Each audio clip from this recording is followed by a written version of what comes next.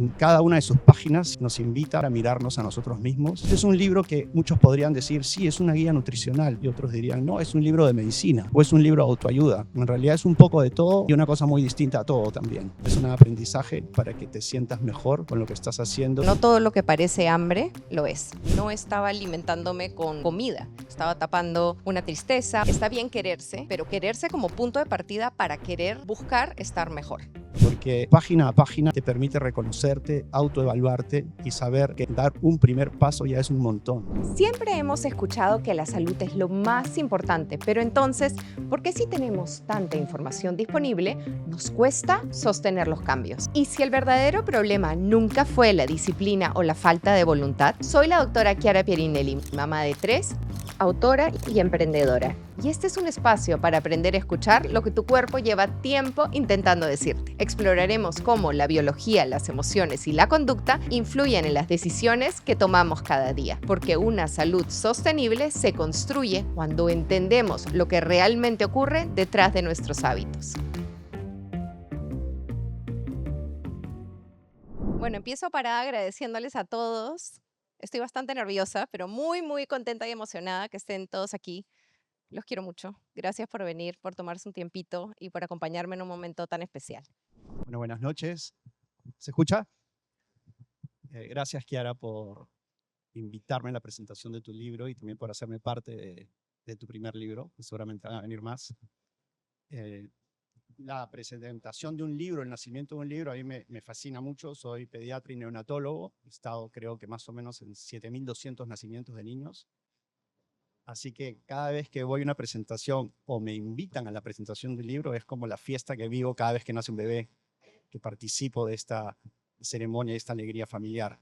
Así que hoy es algo muy parecido a mi trabajo como neonatólogo. Por eso te agradezco que me hayas permitido no solamente escribir el prólogo, sino estar y acompañarte en la presentación. Pero la historia con Chiara va más atrás, porque en los años 70 que tú no habías nacido, mis padres vivían en un barrio donde al frente de su casa había otra casa de una familia Pierinelli, ¿no? Que eran más o menos contemporáneos con mis padres. Y sus hijos eran un poquito mayores que yo, creo. Por ahí está Diana. Y bueno, me acuerdo que a ti te decían Cucho. Hasta ahora. Bueno, entonces pasaron los años y más o menos en el 2011, Sí. yo soy profesor universitario desde el 2002, pasaba la asistencia en el aula de clases y vi un apellido Pierinelli que no es común. Y digo, ¿tú qué eres de la familia Pierinelli de Corpac? Son mis abuelos. Entonces vuelve el nombre y me da mucho gusto ver que ahora había una nieta que estaba a punto de graduarse de médico. Entonces, estudiaste desde el 2006 hasta el 2013 que te graduaste. Los estudios de medicina son más o menos 8 años. De ahí, más cerca. Gracias. Entonces, Chiara era una extraordinaria estudiante, seria, responsable, y luego se ha graduado como gastroenteróloga en el 2019, si mal no recuerdo. Tiene una maestría en nutrición, así que además es nutrióloga. Somos colegas en eso. Y ahora nos presenta un libro que es una, en mi opinión, humilde, es una maravilla. Y para explicarles más o menos cómo va este libro y por dónde va y el objetivo que he podido captar cuando me compartiste un ejemplar en papel, sí, impreso. Literal. Y me hizo pensar una palabra que en los años 70, yo nací en el 72, en esos años y en los 80 nunca la había escuchado. No sé si ustedes sí, que es empatía. Y mi padre, que tiene 90 años ya y que también es médico, hace unos 20, 25 años, quizás en el año 2000, me dijo, ¿de dónde sacaron esa palabrita, empatía? Que para mí significa otra cosa. Entonces me puse a investigar y la palabra empatía ciertamente no existía en el castellano, pero sí existía en 4 siglos antes del nacimiento de Cristo, ya la usaba Aristóteles. Galeno también la utilizó, pero era empatos. Patos es enfermedad. Empatos es el sentimiento o la molestia interna. Pero es recién cuando Freud en 1921 utiliza una palabra, los alemanes sí la habían tomado, es Einfühlung, que significa también interiorizar, es que la propone como una palabra que hace que nosotros sintamos lo que la otra persona está sintiendo. Entonces, ponerte en el lugar de la otra persona. Y la Real Academia de la Lengua incorporó empatía en el año 1992 y se popularizó por la inteligencia emocional por el 95 y por ahí. Así que yo estaba en lo correcto. En mi infancia nunca la había escuchado porque no existía en nuestro idioma. Y eso es la empatía, ponerte en el lugar del otro. Y en el año 2009, Patch Adams, que es amigo mío porque también soy payaso de hospital, me dijo, sí, es cierto, los médicos tenemos que ser empáticos y ponernos en el lugar del otro, pero eso es muy escaso, me dijo. Nosotros tenemos que ser compasivos, porque la empatía es un sentimiento, es ponerte en el lugar del otro sin hacer nada. Yo te entiendo, pero la compasión es la acción, es ir y hacer algo para que la otra persona esté mejor. Y la primera persona con la que tenemos que ser compasivos es con nosotros mismos. De ahí se parte. Y si yo estoy bien conmigo y soy compasivo conmigo, recién puedo proyectarme hacia los demás. Si se despresuriza la cabina del avión, me pongo la mascarilla yo y después se la pongo al niño o a la persona vulnerable que esté a mi lado, porque si no los dos estamos mal. Y cuando empecé a leer este libro, en cada una de sus páginas, si es que no es en todas, nos invita en primer lugar a mirarnos a nosotros mismos, a ser empáticos, a entender lo que nos está pasando y luego dar un paso más y ser compasivos en el espejo, conmigo, aprender a perdonarme y el primer abrazo va hacia mí y eso me va a permitir ir hacia los demás. Si yo no estoy bien, los que me rodean tampoco van a estar bien. Entonces, este es un libro que muchos podrían decir, sí, es una guía nutricional porque es nutrióloga y otros dirían, no, es un libro de medicina o es un libro de autoayuda. En realidad es un poco de todo y una cosa muy distinta a todo también, porque página a página y en cada capítulo que he ido leyendo de aquí, te permite reconocerte, autoevaluarte y saber que el camino que elijas y dar un primer paso ya es un montón. Y tu primer paso no tiene que ser igual al que está a tu lado lo está dando. Lo que te hace feliz a ti no es lo que hace feliz a los demás. Y nada está mal, ni nada está perfecto, ¿no? Y la palabra dieta no es comer menos, sino es comer bien, comer mejor de lo que estás haciendo. Así que a mí me ha ayudado muchísimo este libro y los invito a todos a leerlo, a analizarlo. Es muy fácil de leer porque está en capítulos y al final de cada capítulo te invita a reflexionar. Incluso hay espacios para que escribas, hacer algunos ejercicios que te van a ayudar mucho, o de la parte emocional. Te va a dar muchas herramientas para ordenar tu estilo de vida. No solamente te va a enseñar cómo ejercitarte o cómo comer. No es una guía de cómo comer, sino es un aprendizaje que te va a llevar de la mano para que te sientas mejor con lo que estás haciendo y entender que nunca es tarde para empezar.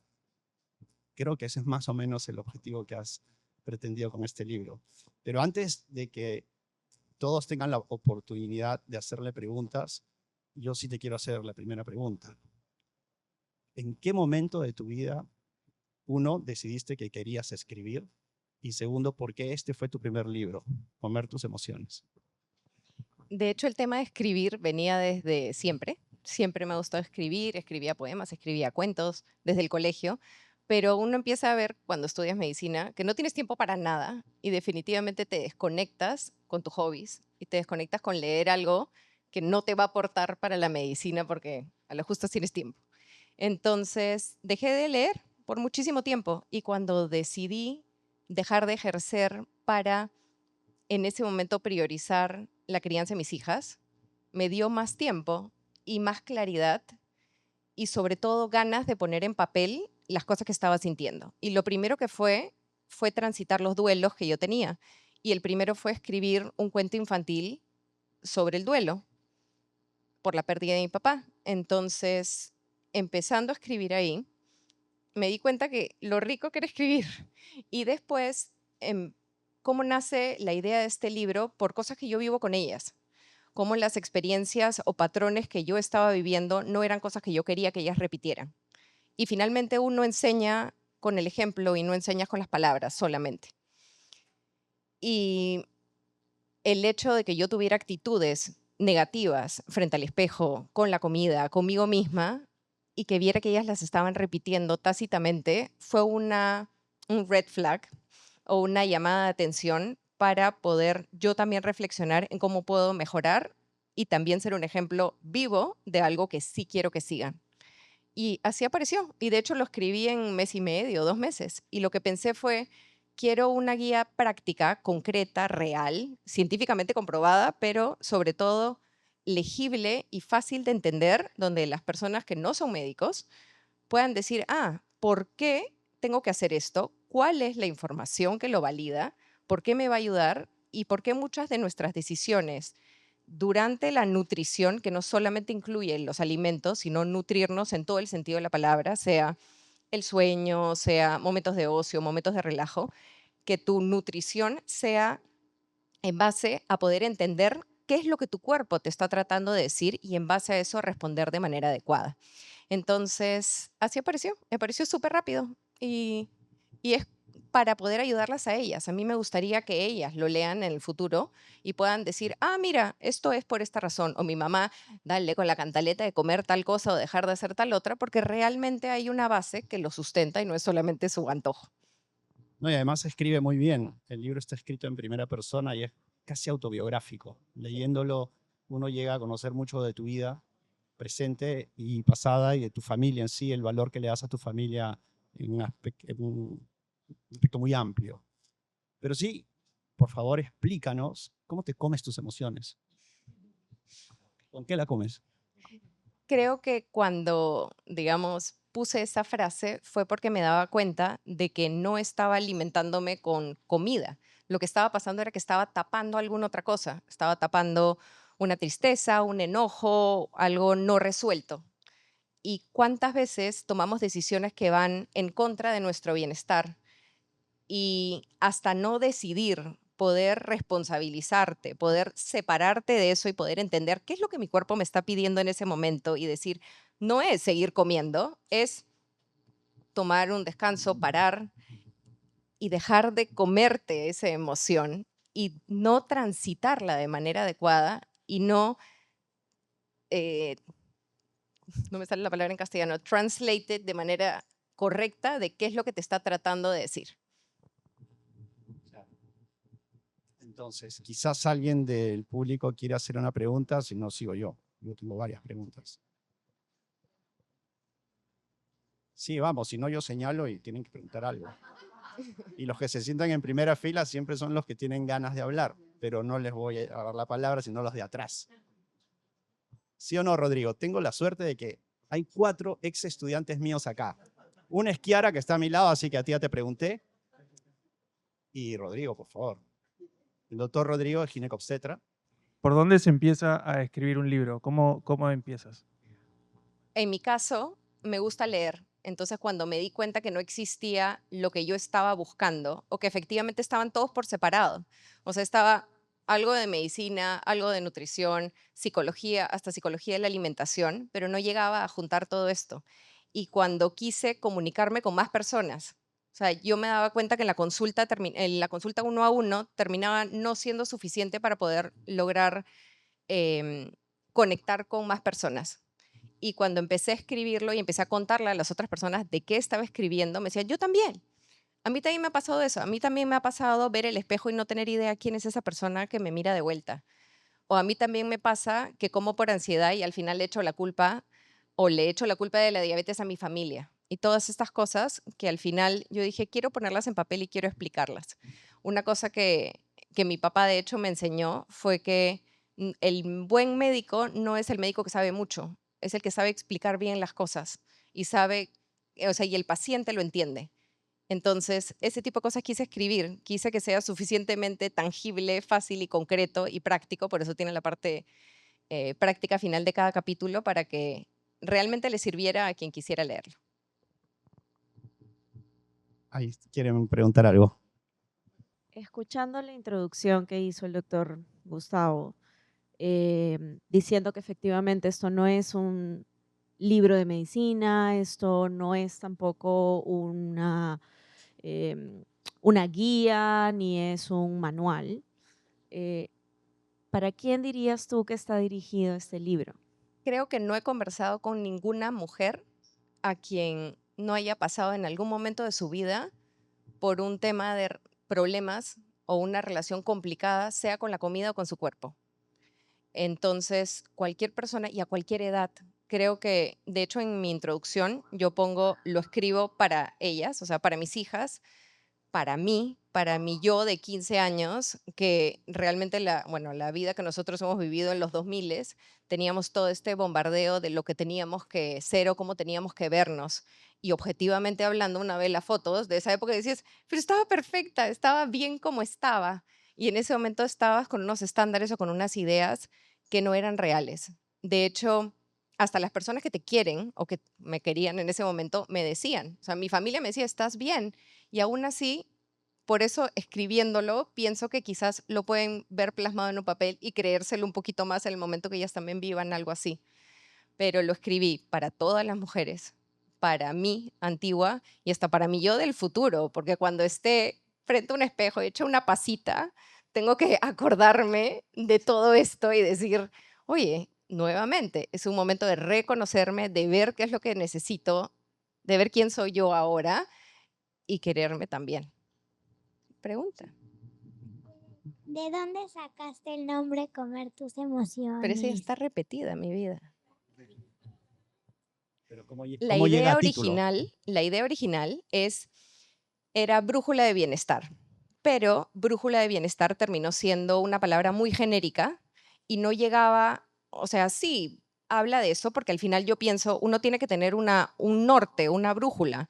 Cuando quieres un objetivo, tienes que trazar o mirar cuál es el norte. Y al final es como el Waze, ¿no? Te equivocas recalculando y vuelves a una ruta de lo que originalmente estás queriendo llegar. Pero al final yo decía, este título no dice realmente lo que quiero decir. Y explicando a otras personas, sí, trata de no sé qué, y trata de comer tus emociones.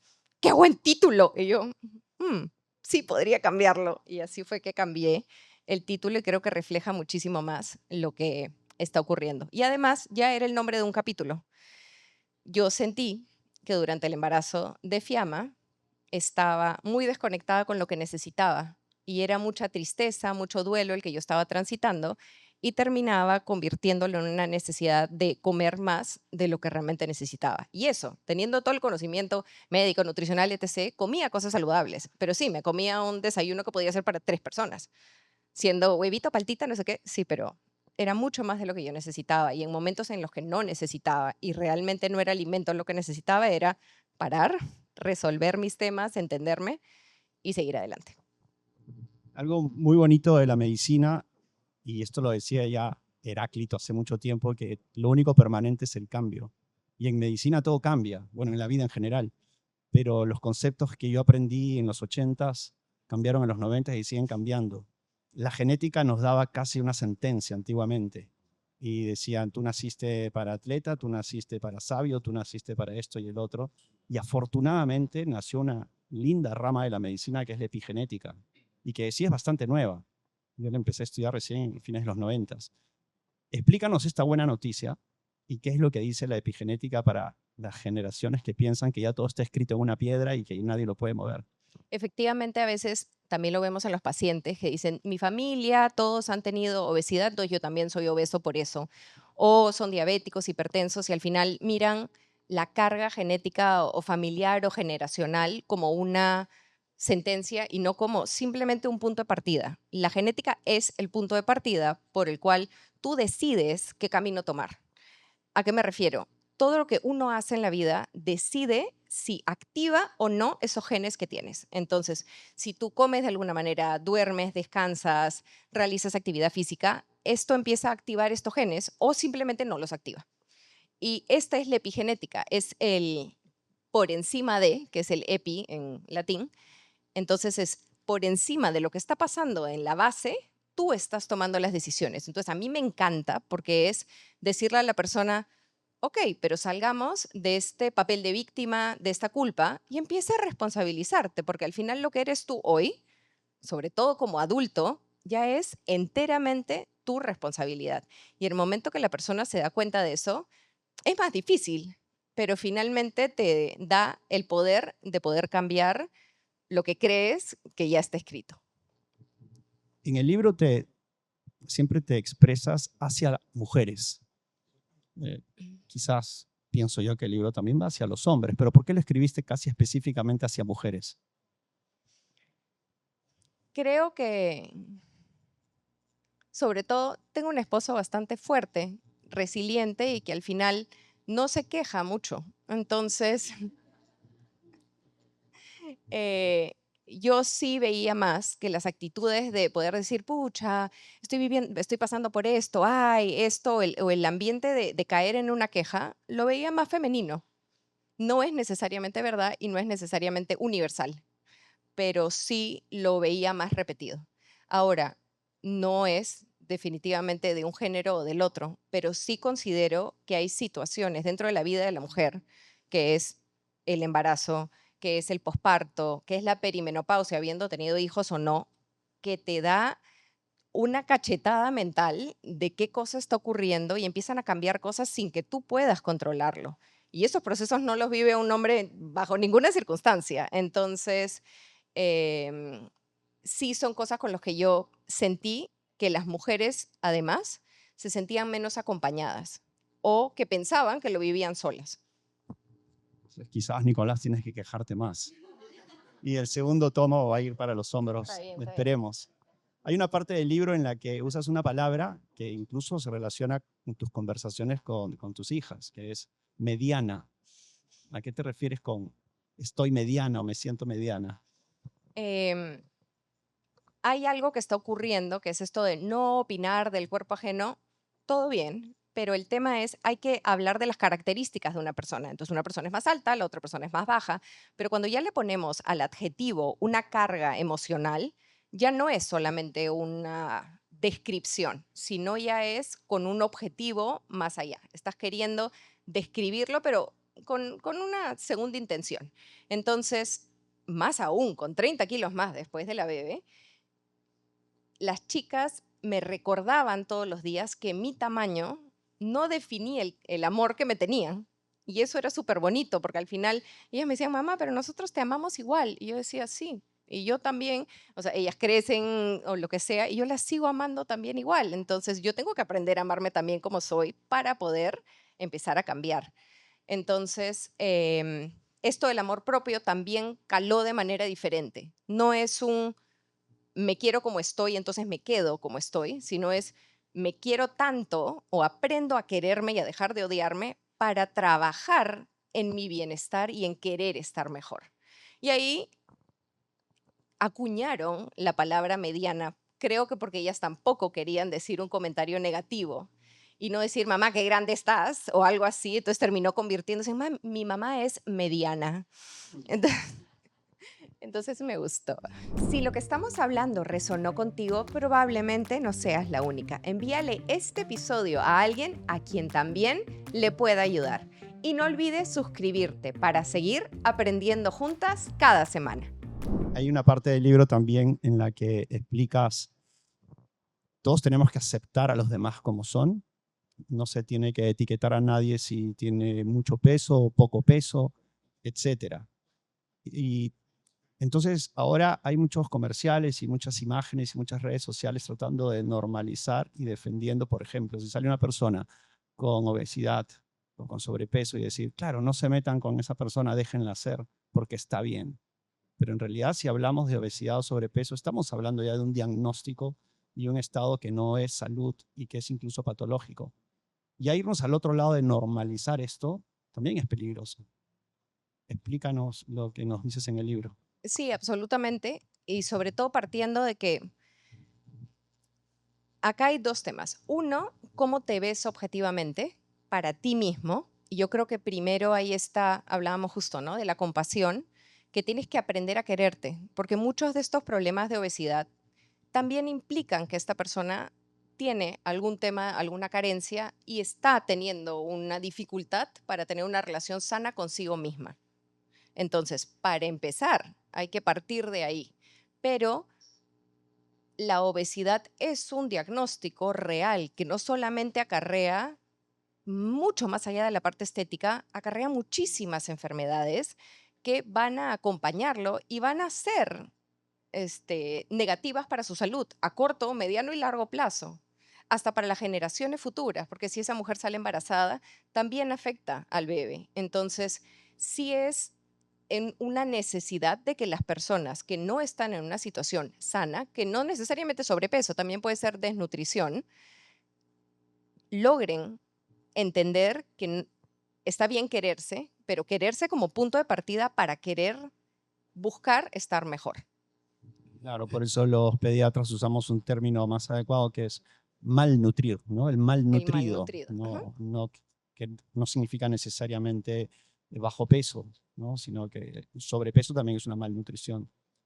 Entonces, al final de este libro, cuando lo has terminado, si quisieses dar un mensaje o una conclusión, una idea básica que quisieras que todos se lleven, porque cada capítulo dice lo que te llevas, ¿no? Lo que te llevas a casa.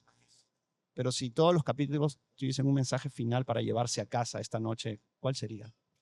De hecho, está bien fácil de leer, o sea, les he puesto resumen, les he puesto cómo convertirlo en práctica como para que realmente entre la información. Y además, y justo quería leerles una parte, porque muchos se van a identificar con lo que pongo. Denme un ratito. Y si leo mal, son los lentes de contacto que ya están secos, así que ténganme un poco de paciencia. Te cuento un día que podría ser mío o quizás tuyo. Al mediodía fuiste con una compañera de trabajo a la cafetería de moda y pediste solo una ensalada, llena de hojas verdes, con un poco de pollito deshilachado. No comiste postre por miedo al que dirán. Ahora son las 5 p.m. Sientes que podrías bajar a comerte toda la tienda. Piensas en galletas, en helado y sobre todo en ese postre que no te comiste. Tienes dolor de cabeza, no puedes concentrarte y el estómago te ruge, justo en medio del directorio. Finalmente llegas a casa bordeando las 7. Lograste no parar en el camino. El tráfico y los 1000 pendientes que te esperan ayudaron a tomar esa decisión. Lo primero que haces es abrir la alacena y comerte unas galletas de soda, que de pronto parecen lo más apetitoso del universo. Hasta el yogur de vainilla te sabe a manjar. Abres la caja de granola que sueles espolvorear con medida y cuando te das cuenta te la has terminado. Antes de eso ya habías abierto la aplicación de delivery y pediste ese frozen yogurt. Mejor eso que comerte un litro de dulce de leche, ¿no? A las 9 p.m. estás frente al envase vacío de frozen yogurt, con náuseas, indigestión y probablemente todavía con hambre y con culpa que no cabe en el cuarto. ¿Te suena familiar? Este capítulo no va de decirte que resistas al antojo, va de enseñarte a entender su origen, porque no todo lo que parece hambre lo es. Entonces, creo que este es más o menos explica cómo va el libro. Cuando al final estás dejando de nutrir tu cuerpo con las necesidades básicas, con alimentación, con sueño, con descanso, y terminas cubriéndolo con otras cosas que no lo son. Gracias. ¿Alguien tiene alguna pregunta? ¿O quieren que yo elija a alguien para allá? Me encanta porque, por lo que he entendido, es que en tu libro te enfocas más en el componente emocional, en la raíz de ese, digamos, antojo, ¿no? Y aprender, me imagino, a discernir de dónde viene ese impulso, de ese antojo, ¿no? Sea de nuestra mente humana, el ego, ¿no? La ansiedad o de nuestra mente superior, ¿no? De nuestro ser conectado.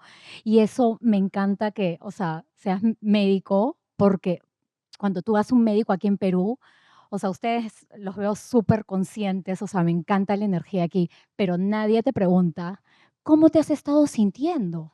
¿No? Porque el this is, ¿no? Enfermedad es disallowance of is, ¿no? Y así como el cuerpo se enferma, como el cuerpo tiene esta obesidad, ¿no? Y alejarse de ese is, cuando haces lo que tú estás compartiendo, ¿no? Con todas las mujeres a través de tu experiencia, lo que tú has transformado, el cuerpo automáticamente, ¿no? Va a entrar en ese is o va a ir en dirección a eso. Y me encanta que, o sea, lo que has descrito, o sea, me parece súper, súper, súper, o sea, todo esto es mi mundo, trabajo interno.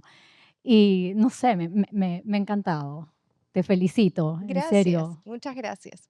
Y efectivamente, lo que yo trato de explicar es cuando terminamos con un antojo, La primera pregunta es, ¿he cubierto mis necesidades? Entonces, imagínate que sí, que al final si hubieras dormido, comido de manera adecuada, con la proteína que necesitas, y has cubierto todo eso. Ok, ahora viene la segunda pregunta. ¿Cómo estás emocionalmente?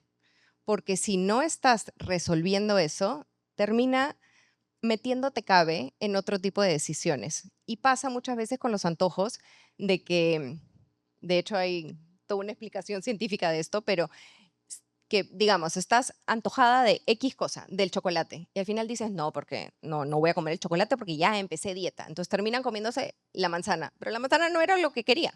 Entonces terminan comiéndose el cereal. El cereal tampoco era lo que quería. Entonces al final es mejor decir, mira, si realmente sé que no he dormido bien, sé que estoy cansado, lo que sea, o que simplemente ahorita quiero el chocolate, voy a comer un poco. Porque al final cuando te das ese permiso, digamos, de ser un poco más compasiva contigo y decir, voy a comerlo de manera controlada, ya la próxima vez ese alimento prohibido ya no tiene tanto, ya no hay el thrill de realmente comértelo porque ya está ahí, está disponible y sé que puedo comerlo de una manera un poco más controlada. Entonces todo esto va de entenderte, conocerte y poder tomar mejores decisiones y que además sean a largo plazo. Porque cuando cambiamos y tenemos este mindset de no quiero vivir a dieta, sino tengo que tomar decisiones consistentes y suficientemente buenas que las pueda mantener en el tiempo. Y cuando logras hacer eso es más fácil mantenerlo, valga la redundancia. Algo también que está muy bien escrito en el libro, y lo cuento en primera persona también. Yo seguramente van a pensar que estoy loco porque me levanto a las 4 y a las 4:30 ya estoy nadando. Somos dos locos. Pero algo que hago con cierta regularidad es que hay mañanas que despierto a las 4 sin despertador, es automático, y comienzo a escucharme a mí mismo. Y digo, no, hoy no. Y vuelvo a la cama y duermo 2 horas más y voy al trabajo sin nadar. Y es maravilloso. Pero no tengo un día fijo. Es cuando esa mañana el cuerpo me dice, y lo hice ayer, ¿no? Y fue un día espectacular. Hoy día sí me desperté a las 4 y sí tenía ganas de nadar y nadé muy bien. Esto de escucharte y hacerte caso, que tiene que ver mucho con interiorizarse y ser empático con uno mismo, lo explicas también en tu libro. Expláyalo un poquito. Creo que nuevamente, ¿no? Es aprender a escucharte. Y muchas veces, desde que somos chiquitos, empezamos a pensar que no tienen la madurez, la sabiduría para tomar decisiones propias. En el sentido de, termina tu plato porque es la hora de comer. Entonces uno es como, ni siquiera tenía hambre o en ese momento ya no quieren comer más. Entonces, desde chiquitos vamos desconectándonos con lo que nuestro cuerpo realmente necesita. Es la hora de dormir, a dormir, todos a la cama. Entonces, hay un montón de cosas que dejamos de escuchar y empezamos a funcionar en automático. Y es más difícil realmente escuchar lo que el cuerpo necesita, pero a la hora de la hora es necesario. Y de hecho, parte de lo que decías, puse también el ejemplo en el libro, es sobre todo en el ciclo menstrual, porque como mujeres pasamos por diferentes etapas durante un mes. O sea, en verdad, si lo piensan bien, es una locura. O sea, que en un mes pasemos por diferentes etapas. O sea, somos 4 mujeres diferentes en un mismo mes. Entonces, y necesitamos cosas diferentes, cosas nutricionales diferentes, tipos de ejercicio diferentes, descanso, más tiempo, menos tiempo. Entonces, ahí también es importante decir, o sea, yo lo he sentido, momentos en que dices, no, mi cuerpo no da. Ayer he vivido esto, hoy no quiero, yo también me levanto a las 5 para hacer deporte y amo hacer deporte a las 5 de la mañana, lo necesito, empiezo mi día feliz, pero hay días en los que ya el día anterior ya llegaste tan colmada de todo que el cuerpo te está pidiendo por favor descansa. Y efectivamente, o sea, la neurociencia te dice, si tú terminas haciendo deporte el día que tu cuerpo te está pidiendo que no lo hagas, va a ser peor. O sea, a nivel hormonal, a nivel de músculo, no es adecuado. Entonces, obviamente la consistencia y la persistencia está genial, pero el día que sí te pida, hay que intentar escucharlo. Sí, realmente trabajando tantos años con madres, con familias y viendo cómo va un embarazo, cómo nacen los niños y todo lo que tienen que pasar las mujeres, y entiendo que este libro sea para mujeres. Y ya te inspirarás para hacer uno para Nicolás, seguramente, pronto. Sí, es una bendición ser hombre en muchos aspectos, lo reconozco, es mucho más fácil, es más sencillo y es más puedes andar a una velocidad constante, ¿no? La mujer tiene que acelerar, desacelerar, subir, bajar, y nosotros ser ese amortiguador que pueda lidiar con esto. Pero de eso se trata la vida, ¿no? De adaptarse, de entender que todo es cambiante y que lo único permanente, lo repito, es el cambio, ¿no? Estoy seguro que hay alguien más en el público que quiere preguntar. Atrás. ¿Tú también? Primero, los niños primero. ¿Desde cuándo quisiste ser doctora? En el colegio habían posibilidades de poder hacer catequesis, que es ir a enseñarle la religión a unos niños, o ir a construir casas, o hacer diferentes cosas en el colegio. Y también había la posibilidad de ir al hospital. Y nos íbamos al hospital del niño a ver a los niños quemados. Y me acuerdo cuando empecé a ir al hospital del niño y encontraba los juguetes que donábamos todas las navidades, y era súper lindo. Y me di cuenta que si lograba aguantar eso, porque sí llegaba bien triste a la casa, bien afectada, decía, si puedo aguantar esto, entonces quiero hacer algo por estas personas, estos niños o quien sea que esté enfermo, para poder hacer un cambio. Y ahí fue cuando decidí que medicina podía ser una buena opción. Y después me di cuenta que pediatría es muy fuerte. Es muy fuerte. No aguanté la rotación, me parecía que ya manejar niños era ya otro lote, así que mi respeto a los pediatras. Entonces tenía que buscar alguna otra especialidad. Amarrando un poco con tu carrera, ¿cómo crees que tu etapa de nutrióloga, de escuchar tantos testimonios de tantos pacientes, tanto hombres como mujeres, te ha ayudado a tener mayor conocimiento para escribir este libro? Para darles un poquito de contexto, yo empecé estudiando oftalmo, que era lo que yo quería inicialmente, y veía a los oftalmólogos tan tranquilos y como siempre vivían como en una nube, todos felices, decía, yo también quiero ser oftalmóloga. Y al final, que tenían pocas emergencias, estaban tranquilos, y dije, bueno, me voy afuera a estudiar. Y mi papá me dice, ¿y por qué no averiguas algo en Latinoamérica, más cerquita? Entonces digo, bueno, entonces me voy a ir al mejor lugar de Latinoamérica. Y me presento a la Barraquer en Colombia y voy. Y cuando estoy ahí me doy cuenta que soy tan miope que no veo nada y que no podía operar pacientes.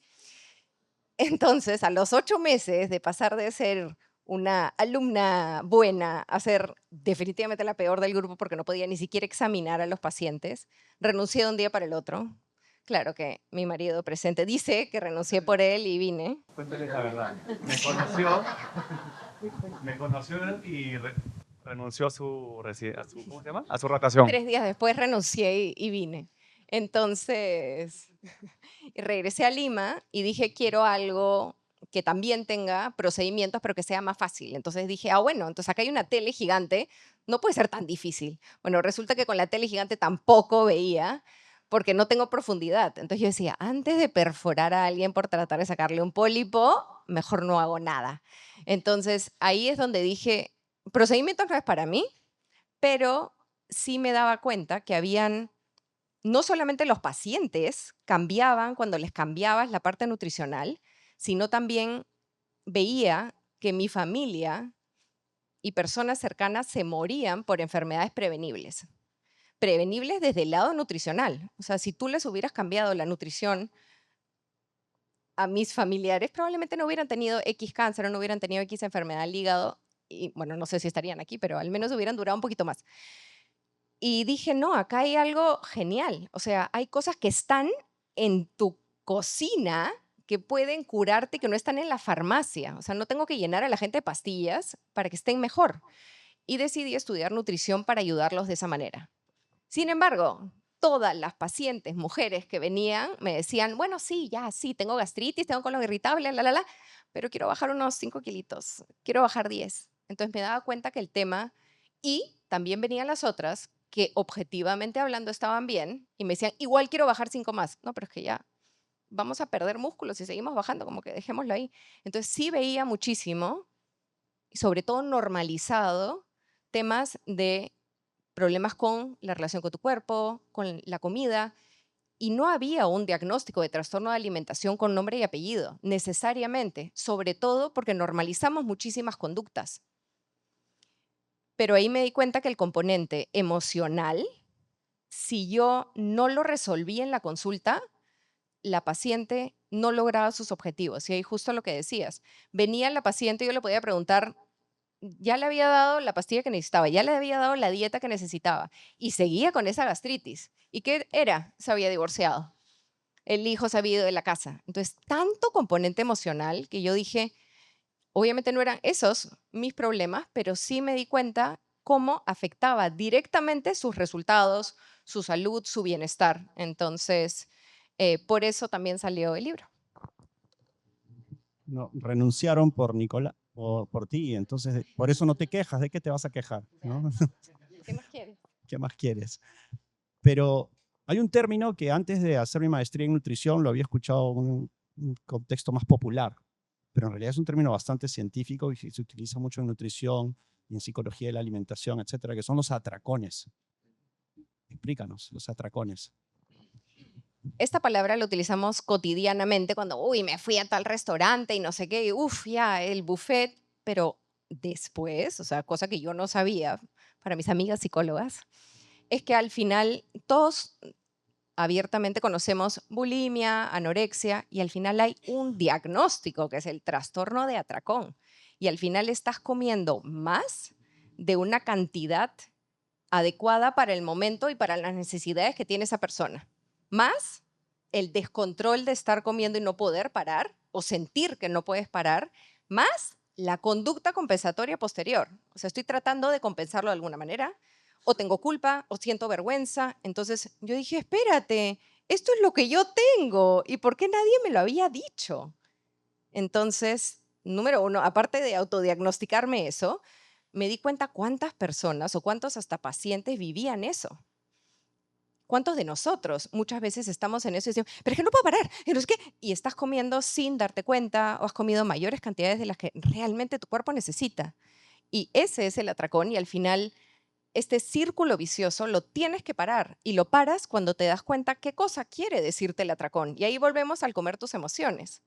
¿Qué es lo que te está tratando de transmitir ese mensajero? En vez de culparlo y sentirte mal y ir mañana 5 horas más al gimnasio, es qué te quiso decir, qué te faltó y qué necesitas nutrir de manera integral para evitarlo. Hay espacio para una pregunta más. ¿Quién quiere hacer la pregunta de cierre? Ahí está. Primero estoy muy emocionada, me encanta que hayas escrito y me muero por leer el libro. Mi pregunta es más que pedirte un consejo de cuando esta persona termine de leer el libro, ¿qué sientes que va a ser como que ese mensaje final? Y si tú recomiendas, claro, por el tema de comerte las emociones, es ver un tema nutrición y al mismo tiempo psicológico. Entonces, que es vernos por dentro y por fuera para que estemos bien, primero como que curarnos, sanar y luego demostrarte a ti misma que esa persona que está al reflejo del espejo es a la persona que en verdad quieres y respetas. Eso es como que el punto final de esto que siento que va a pasar. De hecho, el último capítulo del libro es encontrar tu por qué. Muchas veces cuando empezamos dieta o pensamos que queremos empezar dieta, estás porque tengo un matri y quiero no sé qué, porque viene un viaje y quiero estar regia. Ese tipo de objetivos no te sostienen a largo plazo. Entonces, cuando yo pienso en qué cosa es realmente mi propósito o mi motivación ulterior o a largo plazo, es qué me va a sostener realmente una decisión que sí valga la pena y que además se mantenga en el tiempo. Para mí son ellas.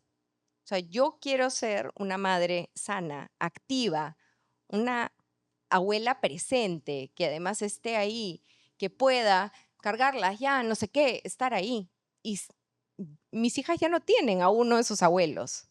Entonces, para mí es eso, yo sí quiero estar. O si no estoy ya por alguna razón que iba ajena a mí, pero no por cosas que dependan de mí. Entonces, yo voy a tratar de estar lo más sana y lo más presente posible, cuidándome. Y como lo dijiste al inicio, de hecho, una de las cosas más difíciles para mí fue creerme esa idea del avión.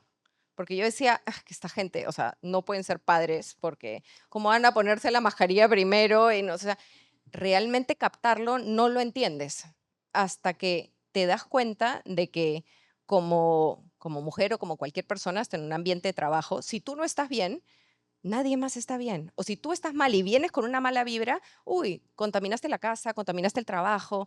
Entonces, tienes que empezar por uno. Y cuando tú estás bien, contagias eso. Entonces, sí, ese sería mi consejo final, que busquen cuál es esa motivación interna que va a hacer que se sostengan estos cambios, no con el mindset de dieta, sino con el de bienestar a largo plazo. Por eso, la brújula. Bueno, felicitaciones, Kiara, por tu primer libro, porque seguramente vienen más. Si no lo has planeado, planéalo ya. Escribes bien. También te felicito por haber escogido esta librería, que es mi favorita. Me gusta mucho, hace muchos años. Algunos de mis libros se venden aquí. Sí, me gusta ver que están por ahí. Y el olor al libro es fabuloso en esta librería. Eso por un lado. Por otro lado, invito a todos a comprarse un libro, por favor. Vamos, compren. Para eso hemos venido, a comprar libros. Y a leerlo, no se queden con las ganas de leerlo. No está económico, se puede comprar. Muchas gracias a todos, muchas gracias a ti por estar aquí, por hacerme preguntas con tanto cariño y sobre todo por escribir un prólogo desde tu corazón, porque sé que lo has hecho. Gracias a todos. Un aplauso a Kiara.